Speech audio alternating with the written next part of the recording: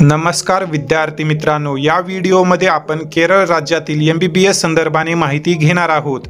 महाराष्ट्रामध्ये अनेक असे विद्यार्थी आहेत की ज्या विद्यार्थ्यांचा कमी स्कोर असल्यामुळे महाराष्ट्रातील विद्यार्थी इतर राज्यांमध्ये MBBS किंवा BMS साठी ॲडमिशन घेतात। त्यापैकी केरळ हे एक महत्त्वाचे राज्य आहे। केरळ राज्यामध्ये महाराष्ट्रातील विद्यार्थ्यांना स्कॉलरशिप मिळते का? त्यासोबतच केरळ राज्यामध्ये महाराष्ट्रातील विद्यार्थी अप्लाय करू शकतात का? आणि जर कॉलेज मिळालं तर विद्यार्थ्याला वार्षिक किती फीस पे करावी लागेल?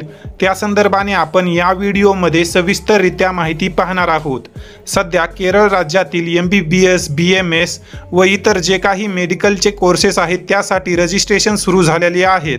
तर या व्हिडिओमध्ये आपण या संदर्भाने सविस्तररित्या माहिती पाहणार आहोत। या व्हिडिओला महाराष्ट्रातील इतर गरजू विद्यार्थ्यांपर्यंत शेअर करा व येणाऱ्या सर्व काउन्सिलिंग रिलेटेड अपडेटसाठी बालाजी एज्युकेअर या यूट्यूब चॅनललाही नक्की सबस्क्राईब करा। तर विद्यार्थी मित्रांनो, सर्वात अगोदर आपण बोलूया रजिस्ट्रेशनबद्दल। तर केरळ राज्यामध्ये सध्या MBBS, BDS, BMS, BHMS इत्यादी कोर्सेससाठी ज्याही विद्यार्थ्यांना ॲडमिशन घ्यायचं आहे असे विद्यार्थी 27/3/2024 ते 17/4/2024 5 वाजेपर्यंत रजिस्ट्रेशन करू शकतात। ज्याही विद्यार्थ्यांना केरळ राज्यामध्ये MBBS किंवा BMS करण्याची इच्छा आहे असे विद्यार्थी या वेबसाईटवर जाऊन आपापलं रजिस्ट्रेशन करून घेऊ शकतात।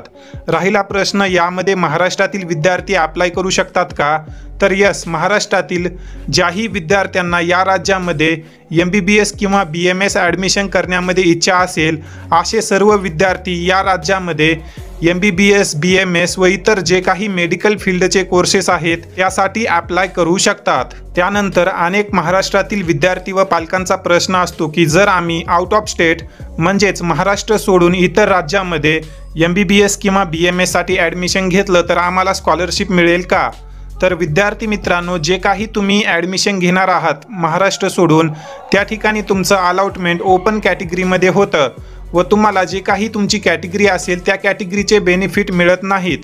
त्या ठिकाणी तुम्हाला जी काही कॉलेजची वार्षिक फीस आहे ती फुल फीस पे करावी लागते। त्यामुळे जर तुमचं आउट ऑफ स्टेट जाण्याचं बजेट असेल तरच तुम्ही केरळ राज्यासाठी अप्लाय करा।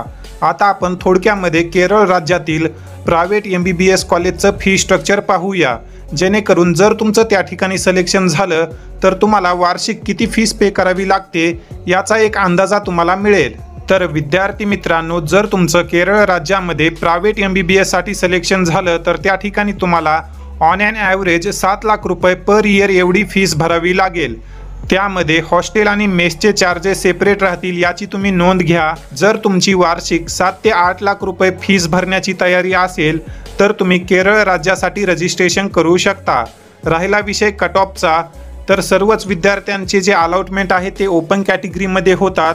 ओव्हरऑल जर आपण कट ऑफ पाहिला तर 550+ ज्याही विद्यार्थ्यांचा स्कोअर येऊ शकतो अशा विद्यार्थ्यांनी केरळ राज्यासाठी नक्की अप्लाय करून ठेवा। तुम्हाला या राज्यामध्ये ॲडमिशन मिळण्याची शक्यता आहे। त्यासोबतच ज्याही विद्यार्थ्यांना केरळ राज्यातील संपूर्ण MBBS कॉलेजची फीस त्यासोबतच लास्ट इयरचे कट ऑफ या संदर्भाने माहिती हवी असेल तर अशा विद्यार्थ्यांनी स्क्रीनवर जो तुम्हाला व्हॉट्सअप नंबर दिलेला आहे त्यावर संपर्क करा। तुम्हाला केरळ राज्यातील सर्व MBBS कॉलेजचे फी स्ट्रक्चर आणि लास्ट इयरचे कट ऑफ शेअर केले जातील। त्यासाठी 500 रुपीज चार्जेस आहेत। जेही विद्यार्थी केरळमध्ये रजिस्ट्रेशन करणार आहेत अशा विद्यार्थ्यांनी एक वेळेस त्या ठिकाणी जे काही कॉलेजेस आहेत त्या संदर्भाने माहिती करून घेणं आवश्यक आहे। त्यामुळे ज्याही विद्यार्थ्यांना फी स्ट्रक्चर आणि लास्ट इयरचे सर्व कॉलेजेसचे कट ऑफ पाहिजे आहेत अशा विद्यार्थ्यांनी या व्हॉट्सअप नंबरवर संपर्क करा।